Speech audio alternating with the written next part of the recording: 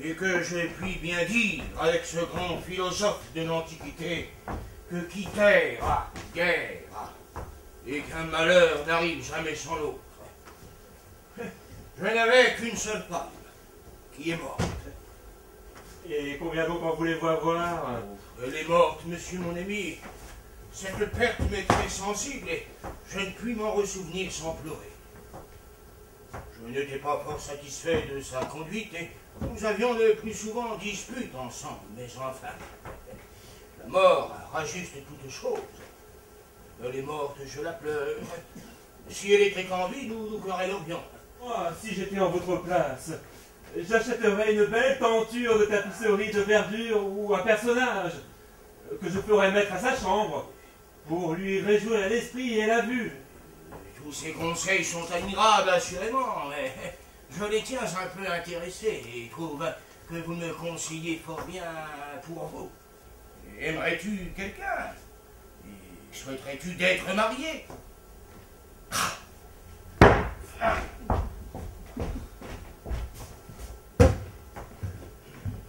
Eh bien, monsieur, vous venez d'entretenir votre fille. Avez-vous su la cause de sa mélancolie? Non, c'est une coquine qui me fait enrager. Monsieur, laissez-moi faire, je m'en vais la sonder un peu. Il n'est pas nécessaire. Et puisqu'elle veut être de cette humeur, je suis d'avis qu'on y laisse. C'est une friponne. Mais... Une ingrate. Mais... Une coquine qui ne veut pas dire ce qu'elle a. C'est un mari qu'elle veut. Je l'abandonne. Un mari. Je la déteste. Un mari. Et la renonce pour ma fille. Un mari. Ne m'en parlez point. Un mari. Ne m'en parlez point. Un mari. Ne m'en parlez point. Un mari. Un mari. Un mari. Oh. Oh.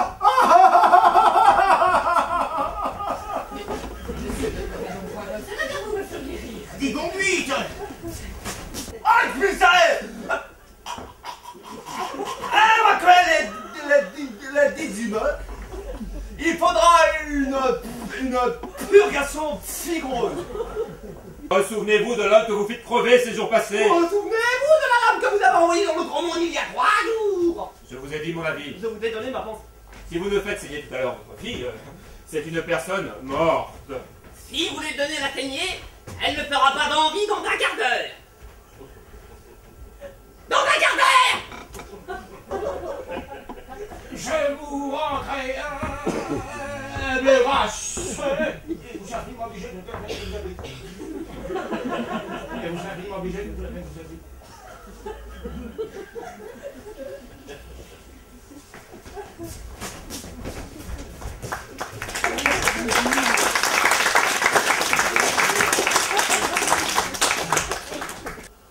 Oh, Mireille, bonté, le pain comme vous va. Ce remède merveilleux que maman vous disparaît. Vous pourrez avec lui braver dans l'assurance tout le monde sur nous, l'île du ciel des stars. Allégresse. Allégresse. Allégresse. Allegria. Qu'est-ce? Réjouissez-vous. De quoi? Réjouissez-vous, vous dis-je. Dis-moi donc ce qu'il y a et je me réjouirai peut-être. Non, je veux que vous vous réjouissiez auparavant, que vous chantiez, que vous dansiez. Sur quoi? Sur ma parole. Allons donc, la vie un peu diable. Monsieur, votre fille est guérie.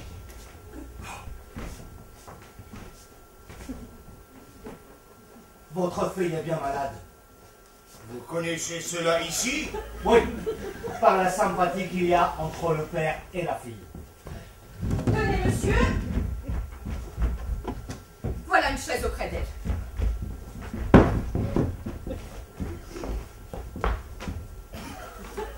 Allons, laissez-les là tous deux.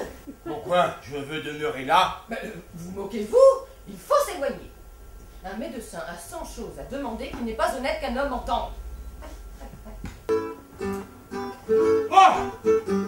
Oh! Ah! Ah! Ah! Laissez-moi passer! Laissez-moi passer! Presque des gens!